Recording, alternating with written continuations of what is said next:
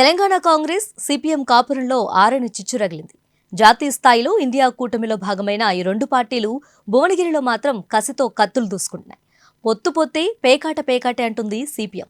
భువనగిరిలో పోటీ చేసి తీరుతామని స్పష్టం చేసింది. దీంతో కాంగ్రెస్ గెలుపు ఆశలపై నీలినీడలు కమ్ముకున్నాయి.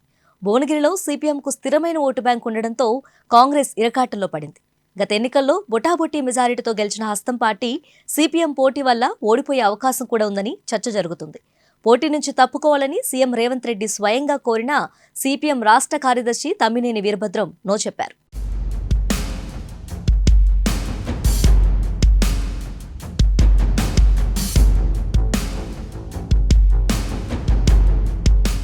భువనగిరి నుంచి సిపిఎం అభ్యర్థిగా పార్టీ జిల్లా కార్యదర్శి మహమ్మద్ జహీంగర్ పోటీ చేస్తున్నారు. నెల కిందటి నుంచే ప్రచారం మొదలుపెట్టారు. ఆయనను పోటీ నుంచి తప్పించడానికి కాంగ్రెస్ ప్రయత్నించింది. అయితే సిపిఎం పాత పగను దృష్టిలో ఉంచుకొని ఆ ఒక్కటి తప్ప అంటుంది. భువనగిరిలో పోటీ చేస్తామని, రాష్ట్రంలోని మిగతా 16 స్థానాల్లో కాంగ్రెస్కు మద్దతిస్తామని వీరభద్రం చెప్పారు. భువనగిరి గత ఎన్నికల్లో ఫలితాలను గమనిస్తే కమ్యూనిస్టులకు ఫలితాన్ని తారుమారు చేసే బలం ఉందని అర్థమవుతుంది. బీఆర్ఎస్ ను వీడిని బూరా నర్సయ్య ఈ ఎన్నికల్లో బీజేపీ తరపున పోటీ చేస్తున్నారు. బీఆర్ఎస్ నుంచి కామ మల్లేష్ తలపడుతున్నారు. కాంగ్రెస్ అభ్యర్థి చామల కిరణ్ కుమార్ రెడ్డికి పార్టీ హవాపైన ధీమా. ఆయనకు కోమటిరెడ్డి బ్రదర్స్ సహకరించడం లేదని వార్తలొస్తున్నాయి. 2019 ఎన్నికల్లో కాంగ్రెస్ అభ్యర్థి కోమటిరెడ్డి వెంకటరెడ్డి బీఆర్ఎస్ అభ్యర్థి అయిన బూరా నర్సయ్య గౌడ్పై కేవలం 5,000 ఓట్ల తేడాతో గెలిచారు. ఓట్లలో తేడా 1.5%. సిపిఐ అభ్యర్థి గౌడ శ్రీరాములకు 28,000 ఓట్లొచ్చాయి. 2014 ఎన్నికల్లో సిపిఎం అభ్యర్థి చెరుపల్లి సీతారాములు 54,000 ఓట్లతో 4వ స్థానంలో నిలిచారు.